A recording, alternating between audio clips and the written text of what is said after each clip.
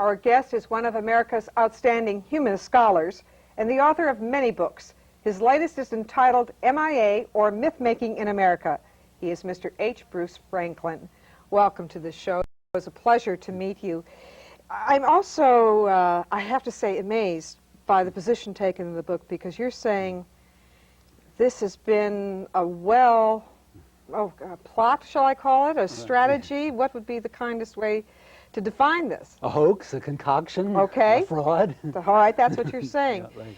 All right, what I'm finding hard to believe is the passion, the supposed sightings. And you're saying there are no more people left in Vietnam. Well, what I'm saying alive. What I'm saying is that there isn't a shred of verifiable evidence or a shred of credible evidence that any American prisoners of war were kept against their will after the war in Indochina. Not a shred of evidence. Then where is this coming from? And well, it's a fascinating story, and it's one that amazed me too as I was doing the research for it. It came originally from the White House, and it grew out of an issue that was concocted by President Nixon during the war in order to keep the war going. Remember, he was elected as a peace candidate in 1968. He promised that he had a secret plan to end the war as soon as he was inaugurated. Instead, what he did, as soon as he was inaugurated in January 1969, he began to construct the POW issue as a way to keep the war going, demanding that the other side, Hanoi, release all American prisoners of war as a precondition to our agreeing to withdraw from Vietnam, which, of course, no warring nation does that. Warring nations release the prisoners at the end of a war. Nevertheless, he was able to convince tens of millions of Americans that this amounted to Vietnam holding our men as, and these are the key words, hostages, ransom, and bargaining chips. And those terms just slide into the whole post-war myth. So he was able to deadlock negotiations with the issue and build a lot of emotional support, because people didn't have to know anything about the history to believe very strongly, well, they've got our prisoners, we want our prisoners back. I think that's fundamentally American. We want our boys back at all costs. Right. Oh, definitely. And so by the end of the war, and we begin to see the irrationality of this issue, by the end of the war, there was a significant number of Americans who believed that we had gotten into the Vietnam War to rescue our prisoners of war. And more Americans believe that today.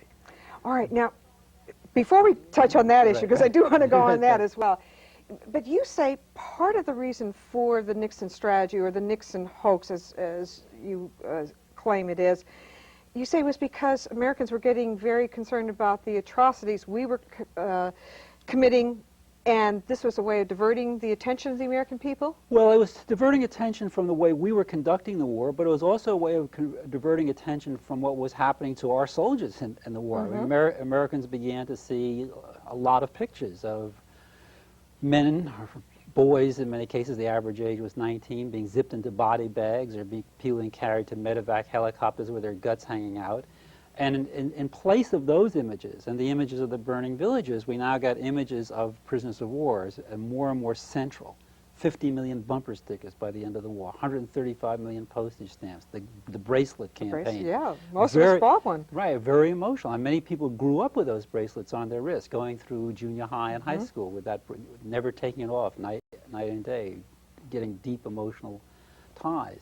And so post-war administrations began to use the issue in a different way. They began, first of all, to renege on our pledge of aid to Vietnam, which Nixon had secretly made, of $4.5 billion, saying that Vietnam hadn't adequately accounted for all the prisoners, and there might be prisoners left. And every administration since the war, Ford, Carter, Reagan, Bush, has taken a very tricky position on this issue, and it's very cynical the way they've done this. The government position has been, maybe there are live prisoners there, maybe they're not, we're doing our best to find out, and meanwhile, we're going to assume that there are prisoners there, and therefore continue hostilities against Vietnam. The embargo, political warfare, legally defining Vietnam as an enemy nation, which it still is legally. Using this issue, and it's the only issue that had spanned the 19 years since the January 1973 peace accords, to legitimize the government policy of hostility toward Vietnam. Why would we want to continue being hostile toward Vietnam? Well, that's the big question, because once you ask that question, then you take another step back, look at the larger history, and you have to recognize that we have been conducting hostilities against Vietnam without interruption ever since 1946. And what has been the motive? Well, the American people obviously have nothing to gain. Oh. Whether there are other forces in the society that believe they have something to gain. President Eisenhower, the Eisenhower-Nixon administration in 1954 was one of the main designers of this policy. Eisenhower explained it as we wanted access to the tin, tungsten, and rubber. I think that's a much too simplistic an explanation. But it certainly, economic interests were central to the motivation and have been all along. Things are changing now because there are now some corporate interests who think, well, the Japanese are in there and the Italians and the French, and there's this oil and maybe tourism, and so there's a big struggle going on over the question of normalization.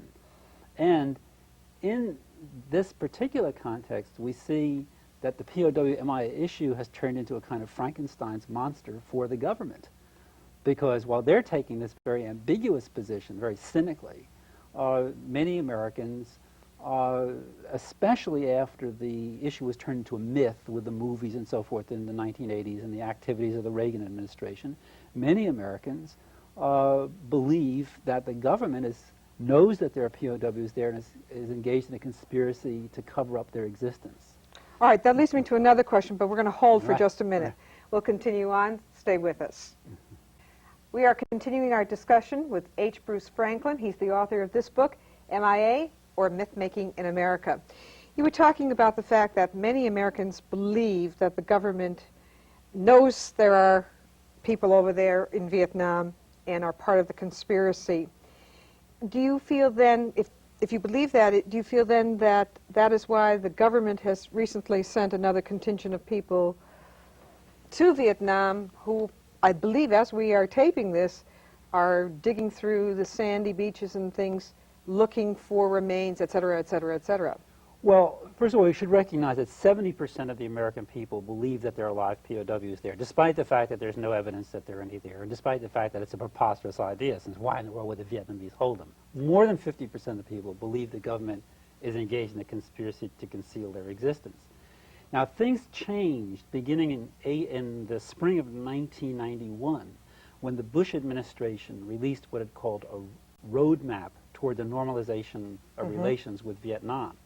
What's happening is a very fierce struggle going on behind the scenes in the White House and the State Department, no doubt in corporate America someplace, on the question of normalization. And that's the real issue. The POW issue is just presented to legitimize things one way or the other. The Senate Select Committee was set up in the midst of the first big wave of phony evidence that came in response to the Bush announcement. Remember the picture, the sightings of the first, supposedly of Lundy, Robertson, and Stevens, which has been proved to be a phony. We've had picture after picture. Well, the whole history we've had pictures, but since the spring of 1991 has been an especially rich time for phony evidence.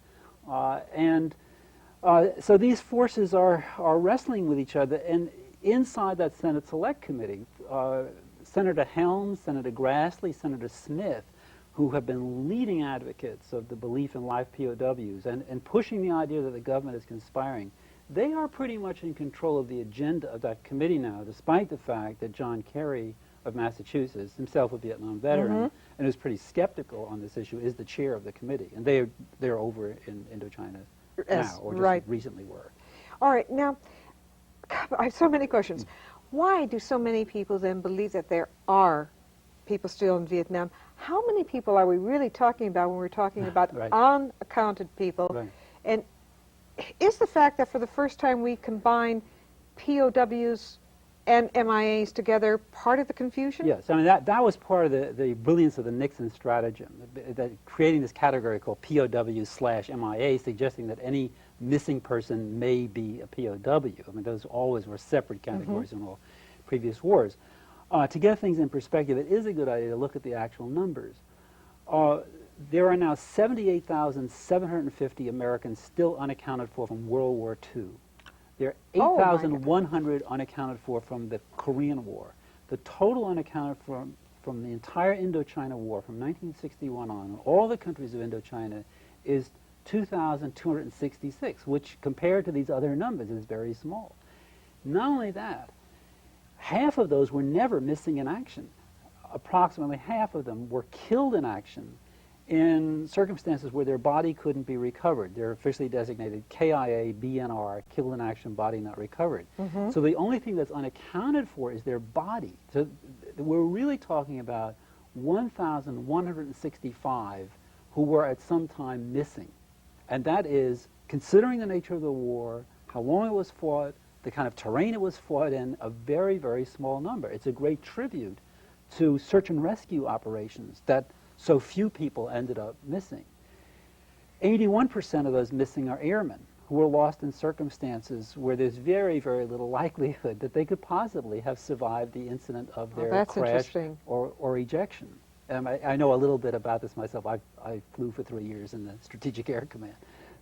And people are really unrealistic if they think that you're going to get survivors from the kinds of circumstances in which many of these planes were lost.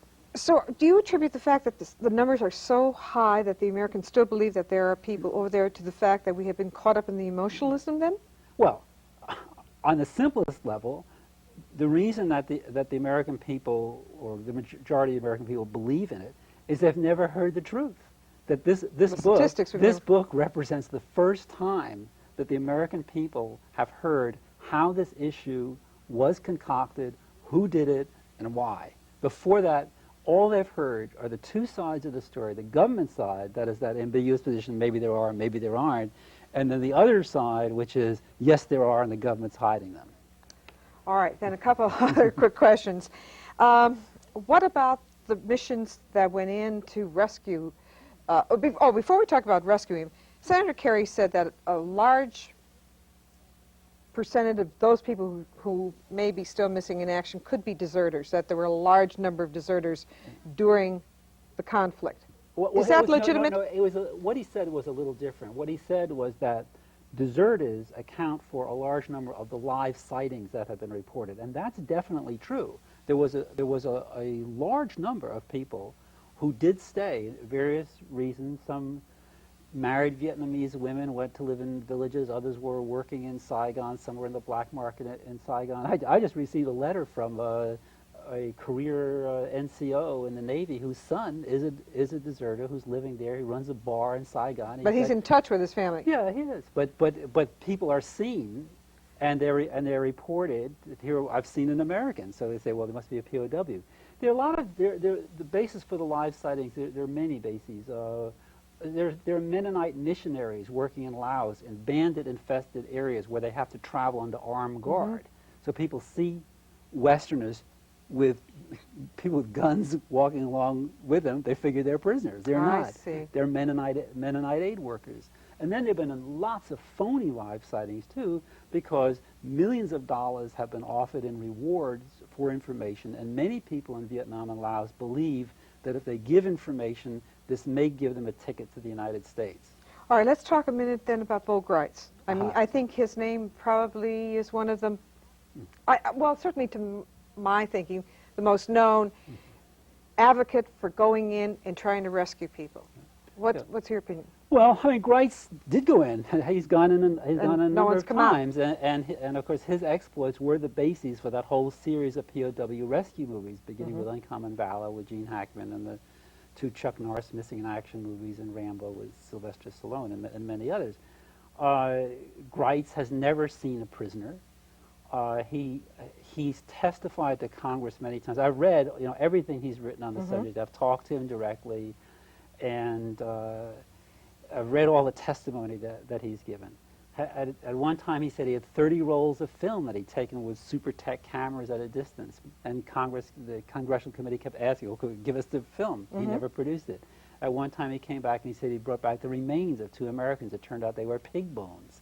Now, I think that Greitz may be more sincere than some of the other characters who have been involved, including Ross Perot, by the way, who was, Oh, really? who was one of the major players in this game. And there's nobody more important than Ross Perot in concocting this phony myth. I mean, he was active in all kinds of PR stunts back in 1960. For what purpose? 1969, 1970. Well, then we get to be a little conjectural about what motivates Ross Perot. Certainly, he got himself in the limelight. He showed a brilliant ability to manipulate the media and Congress. I have a lot of stuff in the book about how he went into Congress and started giving Congress marching orders, telling them they should have a joint session of Congress, which they said, oh yes, yes, and they immediately did it. Telling them that they should have an exhibit in our nation's capital in the Rotunda. They say, yes, yes, he financed it, they did it. It's really interesting revelation that you get about Perot. We are out of time, but obviously, perhaps we should all read this book before the election, if indeed he gets on the ballot. I thank you so much for joining me today. A real pleasure meeting you.